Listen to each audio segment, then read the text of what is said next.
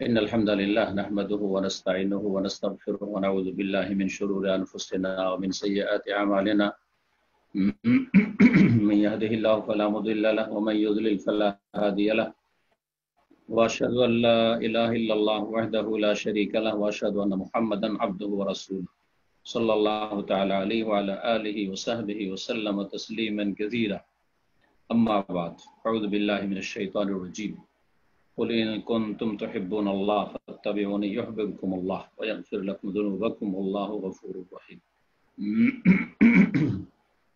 সম্মানিত দিনী ভাতৃমণ্ডলী, আল্লাহ রাব্বুল আলামিনের যাবতীয় প্রশংসা যে মহান আল্লাহ রাব্বুল আলামিন সত্য মাবুদ, তার ইবাদত ছাড়া কারো ইবাদত জায়েজ নয়।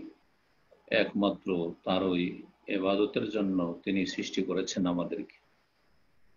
সালাত এবং সালাম নাজিল হোক প্রিয় নবী শেষ নবী মুহাম্মদ রাসূলুল্লাহ সাল্লাল্লাহু আলাইহি ওয়াসাল্লামের উপর, যার মাধ্যমে ইবাদতের নিয়ম নীতিমালা পদ্ধতি আমরা জানতে পেরেছি।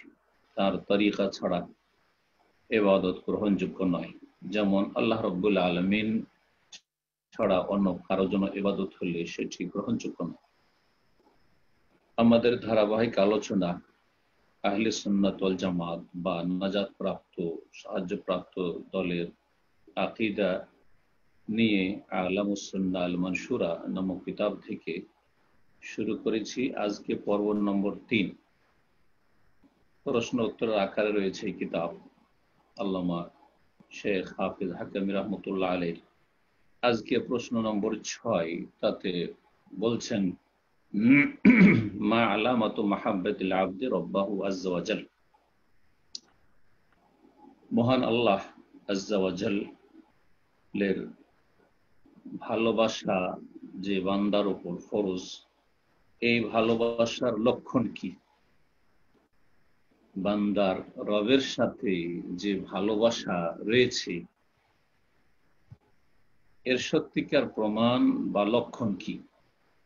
ভালোবাসার দাবি তো সবাই করে, বিশেষ করে যারা ধর্মকর্ম করে তারা শিরকি ধর্ম পালন করুক, বিদাতি ধর্ম পালন করুক অথবা তাওহীদ সুন্নাহ ভিত্তিক দিন ধর্ম পালন করুক, সবাই আল্লাহর মহাব্বত বা ভালোবাসার দাবি করে। কিন্তু এই আল্লাহর ভালোবাসার, যিনি আমাদের রব, যিনি আমাদের প্রতিপালক, তার ভালোবাসার সত্যিকার লক্ষণ বা আলামত কি? উত্তরে বলছেন আলামাতু যালিকা, এর লক্ষণ হচ্ছে আন ইউহিব্বা মা ইউহিব্বুহুল্লাহু তাআলা ওয়া ইউবগিদ মা ইউসখিতুহু। আল্লাহ রাব্বুল আলামিন যা কিছু বা যে কাউকে ভালোবাসেন তাকে, সে সবকে ভালোবাসেন। যা কিছু আল্লাহ ভালোবাসেন সেটা ব্যক্তি হোক, বস্তু হোক, আদেশ, হুকুম আহকাম হোক, আমল হোক, আকীদা হোক, আখলাক চরিত্র হোক, যা কিছু আল্লাহ ভালোবাসবেন তা বান্দা ভালোবাসবে। এটা হচ্ছে বান্দার রবের সাথে ভালোবাসার বাস্তব প্রমাণ। ওয়ায়ুবগিদ মা ইউসখিতুহু, এবং আল্লাহ রাব্বুল আলামিনকে যেসব কথা, কাজ, ব্যক্তি অসন্তুষ্ট করে সেসব কথা, কাজ থেকে, সেসব ব্যক্তির সাথে সম্পর্ক রাখা থেকে অসন্তুষ্টি প্রকাশ করবে, শত্রুতা রাখবে, ঘৃণা করবে, বিদ্বেষ রাখবে, সম্পর্ক ছিন্ন করবে। এমন কথা কাজ থেকে, এমন আকীদা বিশ্বাস থেকে, এমন কর্মকাণ্ড থেকে, এমন আখলাক আচরণ থেকে যেসব আল্লাহকে অসন্তুষ্ট করে। তাহলে দুটো দিকের, যেসব বিষয়কে আল্লাহ ভালোবাসেন তা ভালোবাসবে, আর যেসব বিষয়কে আল্লাহ ভালোবাসেন না, অপছন্দ করেন, বা যেসব বিষয়ের উপর আল্লাহ অসন্তুষ্ট হন সেগুলিকে ঘৃণা করবে। এক কথায় আল্লাহর জন্য ভালোবাসা হবে আর আল্লাহর জন্য শত্রুতা, বিদ্বেষ এবং ঘৃণা হবে।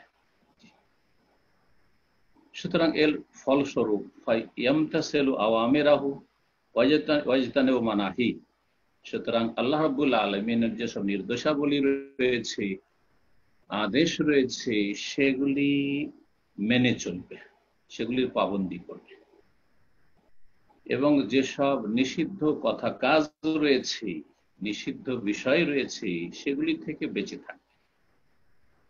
আল্লাহ যা ভালোবাসবেন তাকে ভালোবাসার দাবি হচ্ছে যে আল্লাহ যে আদেশগুলি করেছেন জীবনের প্রতিটি ক্ষেত্রে সেগুলি আঞ্জাম দেবে, সেগুলি সম্পাদন করবে। আর যেসব কথা কাজ, আচার আচরণ, আকীদা, আমল নিষেধ করেছেন সেগুলি থেকে বেঁচে থাকবে। ওয়ালি আউলিয়া আহ, এবং আল্লাহর বন্ধুদেরকে, আল্লাহর নেক বান্দাদেরকে, ভালো মানুষদেরকে, আল্লাহর ওলিদেরকে, আর আল্লাহর ওলি মানে প্রত্যেক মুমিন, ইমানদার, তাওহীদবাদী, সুন্নতের অনুসারী, নর হোক আর নারী হোক, সবে আল্লাহর ওলি। আল্লাহু ওয়ালিউল মুমিনিন, আল্লাহ কোরআনে বলছেন। আল্লাহু ওয়ালিউল্লাযীনা আমানু, আল্লাহ ইমানদারদের ওলি। জি, আল্লাহ মুমিনদের ওলি। কোরআনে কারীমের বেশ কিছু আয়াত রয়েছে।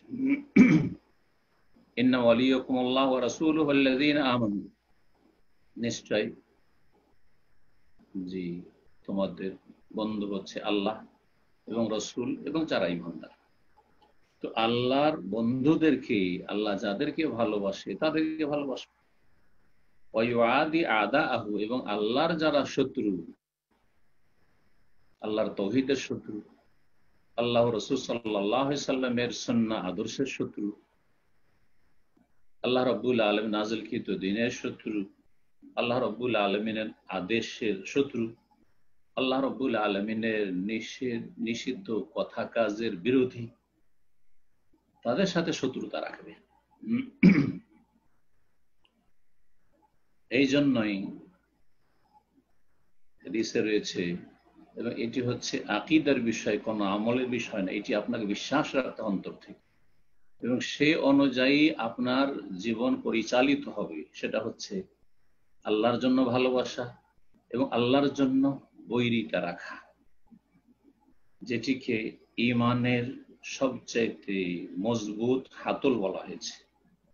ওয়ালিহাযা কান আওসাকুর আল ঈমান আল হুব্বু ফিল্লাহি ওয়াল বুগযু ফিহি, এই জন্য ঈমানের সবচাইতে মজবুত হাতল হচ্ছে, মজবুত কড়া হচ্ছে, মজবুত শিকল হচ্ছে আল হুব্বু ফিল্লাহ, আল্লাহর জন্য ভালোবাসা। এটি সবচেয়ে মজবুত বাঁধন। এ মুসলিম উম্মার যে বাঁধন, অত্যন্ত শক্তিশালী মজবুত বাঁধন। এই বাঁধন কোনোদিন ঢিলা হয়ে যায় না। খুলে যাওয়া তো দূরের কথা, ভেঙে যাওয়া তো দূরের কথা, বিচ্ছিন্ন হয়ে যাওয়া দূরের কথা, জি কখনো ঢিলা হয় না। সবচাইতে মজবুত বাঁধন হচ্ছে ঈমানের আল হুব্বু ফিল্লাহ, আল্লাহর জন্য ভালোবাসা, ওয়াল বুগযু ফিল্লাহ, এবং আল্লাহর জন্য বিদ্বেষ শত্রুতা রাখা। ব্যক্তির সাথে, বস্তুর সাথে, বিষয়ের সাথে, বিশ্বাসের সাথে, আমলের সাথে, আচার আচরণের সাথে। জি, আল হুব্বু ফিল্লাহ ওয়াল বুগযু ফিল্লাহ। রাসূলুল্লাহ সাল্লাল্লাহু আলাইহি ওয়াসাল্লামের প্রসিদ্ধ হাদিস, কথা লম্বা না করে শুধু ইঙ্গিত করে দিই, যে হাদিসটি সহিহ বুখারীর হাদিস। সাবাতু ইউযিল্লুহুমুল্লাহু ফি যিল্লিহি, 7 প্রকারের মানুষকে আল্লাহ রাব্বুল আলামিন তার স্পেশাল ছায়ায় স্থান দেবেন বিচার দিবসে, কিয়ামতের মাঠে। তার মধ্যে এক শ্রেণীর মানুষ, ওয়ারাজুলানে তাহাব্বা ফিল্লাহ ইজতামা আলাইহি ওয়া তাফাররাকা আলাইহি, দুইজন মানুষ একে অপরকে ভালোবাসে, দুইজন হোক, ব্যক্তি হোক, দুই পরিবার হোক, দুই সমাজের লোক হোক, দুই দেশের লোক হোক, বিভিন্ন দেশের লোক হোক, হ্যাঁ, দুই বর্ণের লোক হোক, জি যে কোনো শ্রেণী আপনি ভাগ করতে পারেন। রাজুলানে, দুই শ্রেণীর মানুষ, দুই ব্যক্তি, সর্বনিম্ন থেকে শুরু করা হয়েছে। তাহাব্বা ফিল্লাহ, আল্লাহর জন্য ভালোবাসা একে অপরকে। কিসের জন্য ভালোবাসা? দ্বীনি ভালোবাসা। আর অন্য কোনো বাঁধন নেই, অন্য কোনো স্বার্থ নেই। ইজতামা আলাইহি, এর জন্য একত্রিত হয়, আল্লাহর ভালোবাসার ভিত্তিতে ঐক্য গড়ে উঠে। ওয়াতাফাররাকা আলাইহি, এবং আল্লাহর ভালোবাসার ভিত্তিতে বিচ্ছিন্নতা তারা তৈরি করে। বিচ্ছিন্ন যদি হয় আল্লাহর ভালোবাসার ভিত্তিতে, যদি এক হইতে হয়, ঐক্য গড়ে তুলতে হয় এই আল্লাহর ভালোবাসার ভিত্তিতে, তাহাবা ফিল, আল্লাহর জন্য। এবং আল্লাহ রাব্বুল আলামিনের হকের ক্ষেত্রে সবচেয়ে বড় হক হচ্ছে তাওহীদ। সুতরাং ঐক্য হবে তাওহীদের ভিত্তিতে, তাওহীদের ভিত্তিতে, অন্য কোনো বিষয়ের ভিত্তি করে নয়। ঐক্য হবে রাসূলুল্লাহ সাল্লাল্লাহু আলাইহি ওয়াসাল্লামের আদর্শের ভিত্তিতে, কারণ তাওহীদ ছাড়া কোনো আমল কবুল হয় না। একটু পরে আলোচনায় আসবে, তাওহীদ ছাড়া কোনো আমল কবুল হয় না। আর রাসূলুল্লাহ সাল্লাল্লাহু আলাইহি ওয়াসাল্লামের আদর্শ ছাড়া, সুন্নাহ ছাড়া, রাসূলুল্লাহ সাল্লাল্লাহু আলাইহি ওয়াসাল্লামের তরিকা ছাড়া অন্য কোনো তরিকার কোনো ইবাদত বন্দেগী আমল কবুল হয় না। সুতরাং আমাদের ঐক্য হবে তাওহীদ ভিত্তিক এবং সুন্নাহ ভিত্তিক। খুব সহজ বিষয়। অন্য কোন ব্যক্তিকে, বস্তুকে, কোনো কিছুকে কেন্দ্র করে যদি ঐক্য গড়ার চেষ্টা করে, কিয়ামত হয়ে যাবে, কোনদিন মানব জাতির মাঝে ঐক্য আসবে না। এই তাওহীদ আর শিরকের কারণেই আদম সন্তান দুই ভাগে বিভক্ত হয়েছে, মুমিন আর কাফির, সৎ আর অসৎ, নেক আর বদ। জি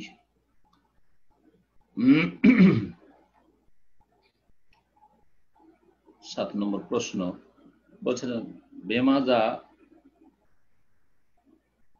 আরাফাল ইবাদু মা ইউহিব্বুহুল্লাহ ওয়া ইয়ারদাহ, আল্লাহ যা ভালোবাসেন এবং আল্লাহ যা পছন্দ করেন এটা বান্দা কেমন করে জানলো? আমি একজন আল্লাহর বান্দা হিসেবে কি করে জানবো? আপনারা আল্লাহর বান্দা হিসেবে কি করে জানবেন যে আল্লাহ কি ভালোবাসেন এবং কি পছন্দ করেন? আমার পছন্দ মোতাবেক তো আল্লাহ পছন্দ করবেন না। আমি যদি খেয়াল খুশি পছন্দ করি, প্রত্যেকের পছন্দ আলাদা, প্রত্যেকের এক এক বিষয়ের সাথে, এক এক ব্যক্তির সাথে, এক এক জিনিসের সাথে ভালোবাসা আছে। এক এক মানুষ এক এক জিনিসকে, এক একটি বিষয়কে বেশি পছন্দ করে।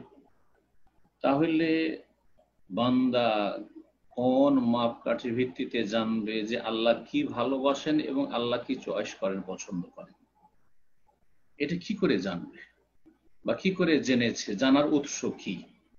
বলছেন জবাবে, আরাফু হবে সারিল্লাহ তাআলা রাসূল, বান্দা আল্লাহ রাব্বুল আলামিনের ভালোবাসার বিষয় বস্তুগুলিকে জেনেছে আল্লাহ রাব্বুল আলামিনের আম্বিয়া এবং রাসূলগণ যে তিনি যুগে যুগে প্রেরণ করেছেন তাদের মাধ্যমে।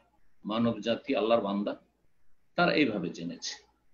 ওয়া ইনজালিল কুতুব, এবং বিভিন্ন যুগে যে আল্লাহ আসমানি কিতাব নাযিল করেছেন, সেই সব আসমানি কিতাব যেগুলি ওহী ইলাহি, ওহীর মাধ্যমে জেনেছে। এক কথায় রাসূলগণের মাধ্যমে আর ওহীর মাধ্যমে বান্দা জানতে সক্ষম হয়েছে যে কোনটা আল্লাহ ভালোবাসেন, কোনটা আল্লাহ ভালোবাসেন না, কোনটা আল্লাহ পছন্দ করেন, কোনটা আল্লাহ পছন্দ করেন না। এই আসমানি কিতাব সমূহে এবং রাসূলগণের বাণীতে কি ফুটে উঠেছে? আমিরান বিমা ইউহিব্বুহুল্লাহ ওয়া ইয়ারদাহ, এসব আসমানি কিতাবে এবং আম্বিয়া রাসূলগণের বাণীতে নির্দেশ দেওয়া হয়েছে যা আল্লাহ ভালোবাসেন সেসব কথা কাজে, যেসব কথা কাজকে আল্লাহ পছন্দ করেন সেগুলি নির্দেশ দেওয়া হয়েছে। নাহিয়ান আম্মা ইয়াকরাহু ওয়া ইয়াবাহু, এবং যেসব কথা কাজকে আল্লাহ পছন্দ করেন না, ঘৃণা করেন, এবং যেগুলিকে আল্লাহ অস্বীকার করেন সেসব কথা কাজ থেকে নিষেধ করা হয়েছে। জি, আসমানি কিতাব সমূহ। আর সর্বশেষ কিতাব, যেই কিতাব অন্যান্য সমস্ত আসমানি কিতাবকে রহিতকারী, সর্বশেষ রসুল মুহাম্মদুর রাসূলুল্লাহ সাল্লাল্লাহু আলাইহি ওয়াসাল্লাম, আর সর্বশেষ কিতাব আসমানি গ্রন্থ আল কোরআনুল কারীম, যা দিয়ে বিগত আসমানি কিতাবগুলিকে রহিত করে দেওয়া হয়েছে এবং সেগুলি থেকে যেগুলিকে আল্লাহ স্বীকৃতি দেওয়ার, যেগুলিকে বহাল রাখার, সেগুলিকে কোরআনে কারিমে সুন্নায় স্বীকৃতি দেওয়া হয়েছে।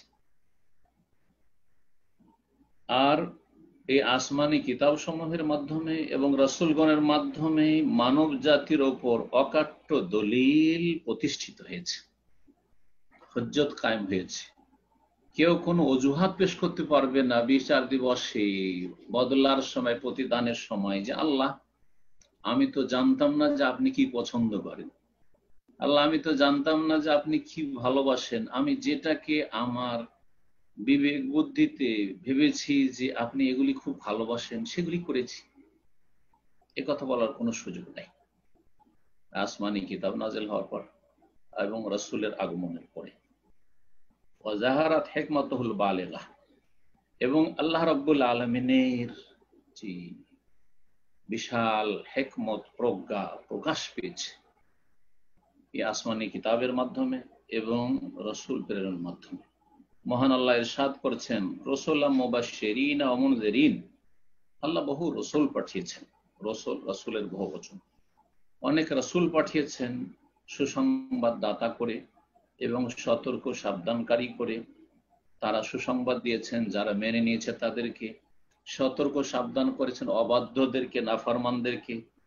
কেন আল্লাহ বহু রাসূল যুগ যুগ পাঠিয়েছেন? লিআল্লা ইয়াকুনা লিন-নাসি আলাল্লাহি হুজ্জাতুন বা'দা রাসূল, যাতে করে মানব জাতির আল্লাহর সামনে কোনো অজুহাত না থেকে যায়, কোনো দলিল প্রমাণ পেশ না করতে পারে রাসূলগণ আসার পরে, যে আল্লাহ আমাদেরকে জানাবে কি, আমরা তো জানার সুযোগ পাইনি, এই কথা বলার সুযোগ যেন না থাকে। সূরা নিসা আয়াত নম্বর 165। এই তো ছিল সমস্ত যুগে যুগে যে নবী রাসূলগণ এসেছেন সকলের সম্পর্কে, বিশেষ করে যেহেতু শেষ নবীর দাওয়াত সারা বিশ্বের সমস্ত মানবতার জন্য, এবং শেষ নবীর দাওয়াতের মাধ্যমে সমস্ত দিনকে রহিত করা হয়েছে, সমস্ত দিনের বিধিবিধানকে রহিত করা হয়েছে, আর যেগুলিকে আল্লাহ ভালো মনে করেছে সেগুলিকে কোরআন এবং সুন্নাহর মাধ্যমে সেগুলিকে অনুমোদন দান করেছেন। এর দলিল সূরা আলে ইমরানের আয়াত নম্বর 31। মহান আল্লাহ ইরশাদ করছেন, কুল হে নবী বলে দাও, মুহাম্মদ সাল্লাল্লাহু আলাইহি সাল্লামকে, শেষ রাসূলকে সম্বোধন করে আল্লাহ বলছেন, বলে দাও মানব জাতি, ইন কুনতুম তুহিব্বুন আল্লাহ, তোমরা যদি আল্লাহকে ভালোবেসে থাকো, যেমন আল্লাহকে ভালোবাসি, তাহলে কি করতে হবে? ফাত্তাবিউনি, আমি মুহাম্মদুর রাসূলুল্লাহ সাল্লাল্লাহু আলাইহি ওয়াসাল্লাম যে শেষ রাসূল এসেছি আমার অনুসরণ করো, আমাকে ফলো করো। তাহলে তোমরা আল্লাহর ভালোবাসার প্রমাণ দিলে। ভালোবাসার দাবি হচ্ছে যে আল্লাহকে ভালোবাসি, প্রমাণ হচ্ছে যে রাসূলুল্লাহ সাল্লাল্লাহু আলাইহি ওয়াসাল্লামের অনুসরণ করি, তাই এটা আমরা প্রমাণ দিলাম যে আল্লাহকে ভালোবাসি, এর সত্যতা। তাহলে ফলাফল কি? ইউহিব্বুকুম, আল্লাহ তোমাদেরকে ভালোবাসবেন। তোমরা আল্লাহর ভালোবাসার প্রমাণ দিতে পারলে, সত্যিকার অর্থে ভালোবাসলে, সুতরাং আল্লাহ তোমাদেরকে ভালোবাসবেন। অতিরিক্ত কি দেবেন? ওয়াগফির লাকুম যুনুবাকুম, এবং তোমাদের গুনাহগুলিকে আল্লাহ ক্ষমা করে দেবেন। আল্লাহু গফুর রহিম, এবং আল্লাহ রাব্বুল আলামিন বড় ক্ষমাশীল, বড় দয়ালু। 8 নম্বর প্রশ্ন, ইবাদতের শর্ত কয়টি? ইবাদতের শর্ত কয়টি? লেখক বলছেন ইবাদতের শর্ত হচ্ছে 3টি। জি, এতদিন পর্যন্ত যারা তাওহীদ আর সুন্নাহ নিয়ে পড়াশোনা করেছেন জানেন যে ইবাদতের শর্ত বা ইবাদত কবুল হওয়ার শর্ত, ইবাদতের শর্ত আসলে নাই, কথাটিতে একটু সূক্ষ্মতা রয়েছে। আমরা যারা সাধারণভাবে পড়াশোনা করেছি তো মনে আছে হয়তো কথাটি, ইবাদত কবুল হওয়ার শর্ত বলে থাকি। যখন ইবাদত কবুলের শর্ত বলবেন তখন 2টি, যদিও কেউ কেউ বাড়িয়েছে। আর যখন ইবাদতের শর্ত বলবেন তখন 3টি। এই কথাই বলছেন এখানে লেখক রাহমাতুল্লাহ আলাইহি। বলছেন ইবাদতের শর্ত হচ্ছে সালাসা, 3টি। প্রথম শর্ত হচ্ছে আল আউয়াল সিদকুল আযীমা, সংকল্পের সততা। মনের যে সংকল্প রয়েছে এতে যেন সততা থাকে। জি, সত্যি সত্যি আপনি এই কাজে আন্তরিক, মন লাগিয়ে করছেন আপনি।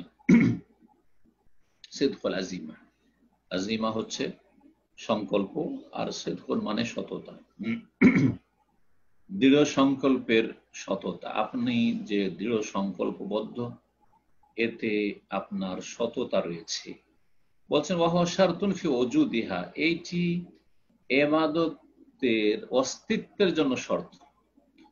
ইবাদতের কোনো অস্তিত্বই থাকবে না যদি আপনার মধ্যে সংকল্প না থাকে, সত্যিকার অর্থে সংকল্প না থাকে। মানে আপনি ইচ্ছা করে যে আমি এখন ইবাদত করছি, এটা যদি ইচ্ছা না করে, যেটাকে অন্য ভাষায় নিয়ত বলতে পারেন। শুধু নিয়ত মানে সংকল্প, কিন্তু আর নিয়ত মানে হচ্ছে আজিমাতুল কলব, আরবি আর নিয়াহ মানে আজিমাতুল কলব। এটা সমস্ত উলামায়ে কেরামরা, হানাফি, শাফি, আহলে হাদিস, মুহাদ্দিসিন সকলেই, হানাফিদের ভারতের বড় একজন আলেম আল্লামা আনোয়ার শাহ কাশ্মীরি রাহিমাহুল্লাহ, তিনি নিয়ত সম্পর্কে বলেছেন, আর নিয়ত আজিমাতুল কলব, নিয়ত হচ্ছে অন্তরের সংকল্পের নাম, মনের ইচ্ছার নাম। সুতরাং এই হানাফি এত বড় একজন আলেমের উক্তি এই জন্য পেশ করলাম, ভারত, বাংলাদেশ, পাকিস্তানে হানাফি সমাজ নিয়ত করতে জানে না, পড়তে জানে। 6 মাস 1 বছর ধরে নিয়ত মুখস্থ করে আর ভুল করে, আর ভুল দিয়ে ইবাদত শুরু করে, যার ফলে ইবাদতকে বরবাদ করে। কত যে আক্ষেপ করতে হয় ভাষার মাঠে। রাসূলুল্লাহ সাহাবায়ে কেরাম খোলাফায়ে রাশিদিন আদর্শ মোতাবেক, এমনকি 4 ইমামের আদর্শ মোতাবেক ইবাদত না করার কারণে, অজ্ঞতার কারণে। তো নিয়ত মানে হচ্ছে আজিমাতুল কলব, অন্তরের সংকল্পের নাম হচ্ছে নিয়ত, অন্তর ইচ্ছার নাম নিয়ত। দুনিয়ার সমস্ত কাজে সুস্থ মস্তিষ্ক সম্পন্ন মানুষ, একজন বিবেকবান মানুষ সংকল্প করে বেরোয়। এমনকি এই যে হাতটা নাড়া দিচ্ছি, এটা সংকল্প করে, যে আমি বুঝাইতে চাইছি আপনাদেরকে। এমনিতে হাত উঠবেই না যতক্ষণ আমি কোনো সংকল্প না করব। একমাত্র সংকল্প কার থাকে না? মনের ইচ্ছা থাকে না পাগলের। পাগলের কোনো সংকল্প থাকে না, লা নিয়াত লাহু, আল মাজনুন লা নিয়াত লাহু, পাগলের কোনো ইচ্ছা থাকে না, স্বেচ্ছায় কোনো কাজ করে না। তো অন্তরের সংকল্পই হচ্ছে নিয়ত। এই জন্য প্রবাসে আছেন, দেশে আসার নিয়ত আছে, কখন নিয়ত পড়েন না? বাপ মা শেষ অবস্থা আছে, দেখতে যাব, নিয়ত আছে। অসুস্থ হয়েছি, হাসপাতালে যাব, নিয়ত আছে, কখনো নিয়ত পড়েন না। শুধু সালাতের জন্য নিয়ত পড়েন, আর উজুর জন্য নিয়ত পড়ে কেউ কেউ, আর সিয়ামের জন্য নিয়ত পড়েন, আর হজের জন্য, ওমরার জন্য কেউ কেউ নিয়ত পড়েন। কিন্তু যাকাতের জন্য, যাকাত তো আপনারা অনেকে দিচ্ছেন, জীবনও নিয়ত পড়েন না যে নাওয়াইতু আন উআদ্দিয়া যাকাত। যাকাতের জন্য কখন নিয়ত পড়েন? বাপ মাকে টাকা পাঠাচ্ছেন, ভাই বোনদেরকে টাকা পাঠাচ্ছেন, গরিব দুঃখীকে সাদকা করছেন, কারো গরিবের হাতে টাকা তুলে দিচ্ছেন, কখনো আল্লাহুম্মা ইন্নী নাওয়াইতু সাদাকাতা কখনো বলেন না। তাহলে এই বিধাতটা, এই 3-4টে ইবাদতে যে করে থাকে ভারত উপমহাদেশের এক শ্রেণী মযহাবধারীরা, মযহাবকে ভেঙে খায়, কিন্তু মযহাবের অনুসারী তারা নয় আসলে। আল্লাহ যেন বুঝার তৌফিক দান করেন। যে কথাটি বলছিলাম, আসল দার্সে আসি, সেটা হচ্ছে ইবাদতের অস্তিত্ব পাওয়ার জন্য সংকল্পে সততা লাগবে। আপনার মনে সংকল্প আছে, সদিচ্ছা আছে, সদিচ্ছা যদি না থাকে, বিনা সংকল্পে করছেন কোন একটি কাজ, তাহলে সেটি ইবাদত নয়। যেমন আপনি ওযু করবেন, আপনার মনে কিন্তু সিদকুল আজিমা, সংকল্প এসেছে যে আমি এখন ওযু করছি, যে ওযু দিয়ে আমি কিছু ইবাদত করব, সেটা সালাত হোক, অথবা বাইতুল্লাহর তওয়াফ হোক, অথবা কোরআন স্পর্শ করা হোক, যাই হোক না কেন, ওযু করছি, ওযু করতে যাচ্ছি, এটা হচ্ছে অন্তরে সংকল্প, সিদকুল আজিমা। কিন্তু এমন কোন সংকল্প নেই, এমনি গেলেন, হ্যাঁ বাথরুমে গেলেন, পানি নলের কাছে গেলেন, আর গরমের সময় ছিল, ঘেমে টেমে ছিলেন, আর শরীরে ধুলোবালি লেগে আছে, ওযুর কোনো সংকল্প করেননি, হাত মুখ এমন করে ধুইলেন, উজুতে যতগুলি অঙ্গ হয় সবগুলি ধুইলেন, কিন্তু কোনো সংকল্প করেননি উজুর, আপনার উজু হবে? একজন অমুসলিম, সালাতের কোনো সংকল্প নেই, নামাজ পড়ার কোনো সংকল্প নেই, তার মনে কোনো সদিচ্ছা নেই যে আমি নামাজ পড়ছি। অথবা একজন বেনামাজি মুসলিম, কিন্তু নামাজিদেরকে দেখে যে নামাজে রুকু করে, সেজদা করে, এতেও তো একটু ব্যায়াম হচ্ছে, শরীর চর্চা হচ্ছে। সুতরাং ওই নামাজের মতো যেমন দেখেছে, ভালো করে ফলো করেছে, কোনখান থেকে শুরু করে কোনখানে গিয়ে শেষ করে, ওইভাবে কিয়াম, রুকু, সুজুদ আর বৈঠক করলো, কিন্তু তার সালাতের কোনো সংকল্প নেই। তার সালাত হবে? কখনো হবে না, জীবনে কোনো সালাত কবুল হবে না। কারণ তার অন্তরের সংকল্প নেই। বলছেন যে ইবাদতের অস্তিত্বের জন্য অস্তিত্বের জন্য শারতুন ফি ওজুদিহা, ইবাদতের অস্তিত্ব পাওয়ার জন্য শর্ত হচ্ছে সংকল্পে সততা। দ্বিতীয় শর্ত হচ্ছে ইখলাসুন নিয়্যাহ, নিয়তে নিষ্ঠা থাকতে হবে, ইখলাস খুলুসিয়াত থাকতে হবে, অর্থাৎ লিল্লাহিয়াত থাকতে হবে, আল্লাহর জন্য সে ইবাদত হইতে হবে, দুনিয়ার লোভে নয়, আর দুনিয়ার কোনো চাপে নয়, কিছু পাওয়ার জন্য অথবা কিছু অনিষ্ট থেকে বাঁচার জন্য নয়, অথবা আল্লাহ ছাড়া অন্যের জন্য নয়। আল্লাহ ছাড়া অন্যের জন্য, যেমন সেজদা, যারা মুশরিক মুসলিম তারা মাজারও সেজদা করে, আবার সালাতেও সেজদা করে। সেজদা তো করলো কিন্তু মাজারে করলো, সুতরাং সেটি ইবাদত হলো না, শিরক হয়ে গেল। যারা বেনামাজি তারা শ্বশুর বাড়ি গেলে নামাজ পড়ে, নতুন বিয়ে করতে গিয়ে জীবনেও নামাজ পড়েনি, সেই দিন নামাজ পড়ে। ভালো মানুষদের সাথে, ভালো মানুষ বাড়িতে এসেছে, কোন একজন আলেম এসেছে, বেনামাজিও আগে থেকে টুপি মাথায় দিয়ে নামাজ পড়ে। ইফতার পার্টিতে যাবে, জীবনে নামাজ পড়ে না, সুতরাং ইফতার করে মাগরিব পড়ে নিল। তো নিয়তে ইখলাস তো নেই, নিয়তে আল্লাহর জন্য লিল্লাহিয়াত ইখলাস তো নেই, বরং কাউকে খুশি করার জন্য অথবা কারো অসন্তুষ্টি থেকে বাঁচার জন্য। সুতরাং সে ইবাদত আর ইবাদত হলো না। এক কথায় নিয়তে ইখলাস হতে হবে দ্বিতীয় শর্ত ইবাদতের জন্য। তৃতীয় শর্ত আস-সালিস মুওয়াফাকাতুশ শারঈ, শরীয়ত সম্মত হইতে হবে, শরীয়ত সম্মত হইতে হবে। আল্লাযী আমারা আল্লাহ তাআলা, যার আল্লাহ তাআলা নির্দেশ দিয়েছেন, আল্লাহ সুবহানাহু ওয়া তাআলা যার বা যেই তরিকা নির্দেশ দান করেছেন। অন্য ভাষাতে তৃতীয় শর্ত হচ্ছে যে রাসূলুল্লাহ সাল্লাল্লাহু আলাইহি সাল্লামের সুন্নত অনুসারী হইতে হয়। সহজ ভাষায় রাসূলুল্লাহর তরিকা হইতে হবে।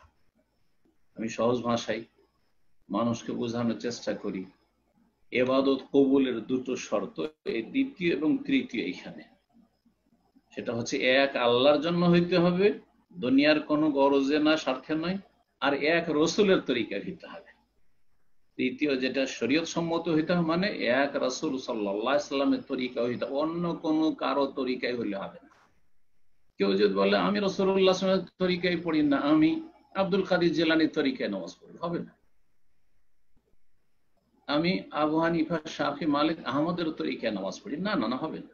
তাদেরকে আল্লাহ পাঠাননি তাদের তরিকা অনুসরণ করার জন্য, তাদের কাছ থেকে এলেম নিতে পারেন, কিন্তু সেই এলেমে যখনই একটা ভুল স্পষ্ট হবে তখন ছেড়ে দেওয়া ফরজ আপনার জন্য। কিন্তু যার কোনো ভুল হয়নি, যাকে ওহী দিয়ে আল্লাহ পরিচালিত করেছেন, জি, ওহী ছাড়া একটিও কথা বলেনি, ওমা ইয়ানতিকু আনিল হাওয়া ইন হুয়া ইল্লা ওয়াহয়ুন ইউহা, তিনি হচ্ছেন সাইয়্যিদুল মুরসালিন খাতামুন নবীয়িন মুহাম্মদুর রাসূলুল্লাহ সাল্লাল্লাহু আলাইহি ওয়াসাল্লাম, তার তরিকা অনুযায়ী হইতে হবে। জি, অর্থাৎ আল্লাহ ইউদানা ইল্লা বিহি, আপনি দিন পালন করবেন এই শরীয়তের অনুসরণে, এই তরিকায়, শরীয়ত সম্মত তরিকা আপনি দিন পালন করবেন। তারপর বলছেন ওয়াহুমা শারতানি ফি কবুলিহা, এই দ্বিতীয় এবং তৃতীয় শর্ত হচ্ছে ইবাদত কবুল হওয়ার শর্ত। আর প্রথমটি সম্পর্কে বললেন যেটা হচ্ছে সংকল্পের সততা, সেটা হচ্ছে শারতুন ফি ওজুদিহাত, ইবাদতের অস্তিত্বের শর্ত হচ্ছে এক নম্বরটি, সেটা হচ্ছে সিদকুন নিয়া, নিয়তে সততা থাকতে হবে, সিদকুল আযিমা, সংকল্পে সততা থাকতে হবে। আর ইবাদত কবুল হওয়ার জন্য দ্বিতীয় শর্ত ইখলাসুন নিয়া, এক আল্লাহর জন্য নিষ্ঠার সাথে করতে হবে, এবং শরীয়ত সম্মত এক রাসূলুল্লাহ সাল্লাল্লাহু আলাইহি ওয়াসাল্লামের তরিকায় হতে হবে। 9 নম্বরে বলছেন যে আমরা যে জানলাম যে ইবাদতের তিনটি শর্ত, প্রথম শর্ত ছিল সিদকুল আযিমা, সংকল্পে সততা, মনের সংকল্পে যেন সততা থাকে। এর অর্থ কি এটা একটু বুঝিয়ে বলুন।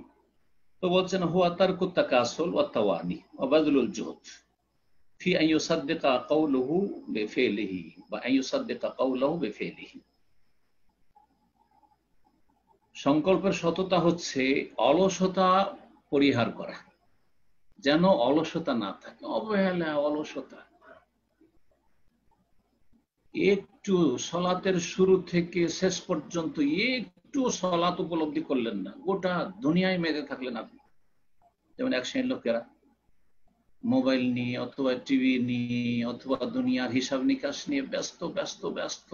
যেমনই জামাত শুরু হয়েছে দৌড় দিয়ে গিয়ে ঢুকলো, কিন্তু ওই যে হিসাব নিকাশ চলছিল বা যা কিছু দেখছিল আপনার ফোনে অথবা কম্পিউটারে ইন্টারনেটে, তাই মগজে ঢুকে আছে। সালাদ শেষ হয়ে গেল, কিছুই উপলব্ধি করলো না। জি, একেবারে অবহেলা। হবে না, আপনার সংকল্পে সততা নেই। সংকল্পের সততা হচ্ছে তার কুত্তাও আসল, অলসতা পরিত্যাগ করা, অত্যাওয়ানি অবহেলা, ঢিলামি পরিত্যাগ করা, অবাজুলুল জোহদ সর্বাত্মক প্রচেষ্টা করা, সর্বাত্মক প্রচেষ্টা করা। আপনি যখন সালাত শুরু করছেন সচেষ্ট হবেন যে আমি একটি ইবাদত করছি। আপনি যখন ওযু করছেন সচেষ্ট হবেন যে আমি এখন তাহারাত অর্জন করছি। এইভাবে প্রত্যেকটি ইবাদতের ক্ষেত্রে প্রচেষ্টা চালাইতে হবে। কি বিষয়ে বলছে? ফি আন ইউসাদ্দিকা কাওলাহু বিফিলিহি, যেই কথাটি বলছে সেই কথাটি যেন সত্যতা প্রমাণ করে তার কাজ, মানে কথা অনুযায়ী কাজ হয়। যেমন কথা বলছে তেমনই যেন কাজ হয়। আপনি সালাত পড়ে আসলেন, কেউ জিজ্ঞাসা করছে কোথায় গেছেন, সালাত আদায় গেছে, নামাজ পড়তে গিয়েছিলাম। তো সালাত আদায় করতে গিয়েছিলেন, তো আপনার যেন কর্ম এই সালাত আদায় করা আপনার কথার সত্যতা প্রমাণ করে যে সত্যি আপনি সত্যি সালাত সংকল্পের সাথে আপনি আদায় করতে, অন্তরের সত্যতার সাথে আদায় করতে গিয়েছিলেন। মহান আল্লাহ ইরশাদ করছেন সূরা সাফের আয়াত নম্বর 2-3, ইয়া আইয়ুহাল্লাযীনা আমানু লিমা তাকুলুনা মা লা তাফআলুন, যারা বলে একরকম আর করে আর একরকম, তাদের আল্লাহ নিন্দা করেছেন। জি, তাদেরকে তিরস্কার করেছেন। আল্লাহ বলছেন হে ঈমানদারগণ, লিমা তাকুলুনা মা লা তাফআলুন, যা তোমরা করো না তা বলো কেন? মুখে এক কথা আর কাজে আর একরকম, উল্টো কেন? কাবুরা মাকতান ইনদাল্লাহ, আল্লাহর কাছে এটি বড় অসন্তুষ্টির কারণ।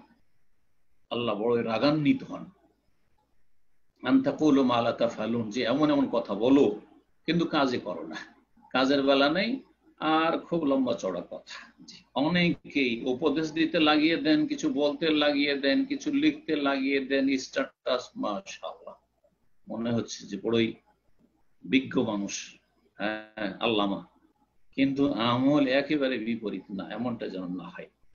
তো ফিরে আসে আসল বিষয়ের দিকে, সেটা হচ্ছে সিদকুল আজিবা, সংকল্পের সততা। সংকল্পের সততা হচ্ছে যে আপনি অলসতাকে পরিত্যাগ করবেন, অবহেলাকে পরিত্যাগ করবেন, সর্বাত্মক চেষ্টা আপনি করবেন যে আপনার কথা কাজে যেন তাল মিল থাকে, কথা কাজে যেন মিল থাকে। আল্লাহ যেন বুঝার তৌফিক দান করেন।